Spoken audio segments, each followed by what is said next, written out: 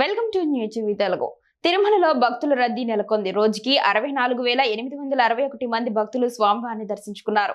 వారిలో 19,639 మంది తలనీలాలు సమర్పించారు.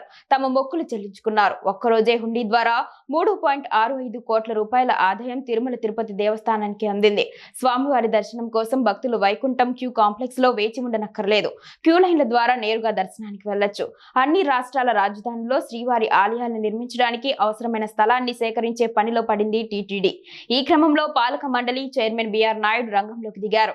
రాజధానిలో శ్రీవారి ఆలయ నిర్మాణానికి కొంతమేర స్థలాన్ని ఉచితంగా కేటాయించాలని కోరుతూ పలు రాష్ట్రాల ముఖ్యమంత్రులకు లేఖలు రాశారు.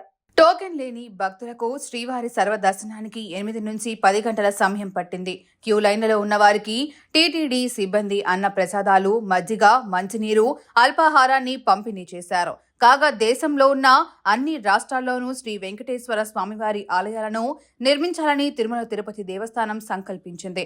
హిందూ ధార్మిక ప్రచారంలో భాగంగా టీటీడీ తరపున ఆధ్యాత్మిక కార్యక్రమాలను దేశవ్యాప్తంగా విస్తరింపజేయడంలో భాగంగా ఈ నిర్ణయం తీసుకుంది. అన్ని రాష్ట్రాల రాజధానుల్లో శ్రీవారి ఆలయాలను నిర్మించడానికి అవసరమైన స్థలాన్ని సేకరించే పనిలో పడింది టీటీడీ. ఈ క్రమంలో పాలక మండలి చైర్మన్ బిఆర్ నాయుడు రంగంలోకి దిగారు. రాజధానుల్లో శ్రీవారి ఆలయ నిర్మాణానికి కొంతమేర స్థలాన్ని ఉచితంగా కేటాయించాలని కోరుతూ పలు రాష్ట్రాల ముఖ్యమంత్రులకు లేఖలు రాశారు. దేవాలయాలు ఆధ్యాత్మిక కేంద్రాలు మాత్రమే కాదని సమాజం సమగ్రంగా అభివృద్ధి చెందడానికి దోహదం చేస్తాయని బిఆర్ నాయుడు ఈ లేఖలో పేర్కొన్నారు.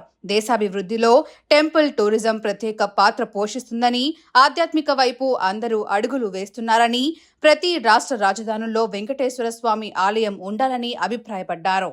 దేశంలోని ప్రధాన ప్రాంతాల్లో కూడా శ్రీవారి ఆలయాలు ఉండాల్సిన అవసరం ఉందని పేర్కొన్నారు. కోట్లాది మంది భక్తులు దేవాలయాలకు విరాళాలు ఇస్తున్నారని గుర్తు చేశారు.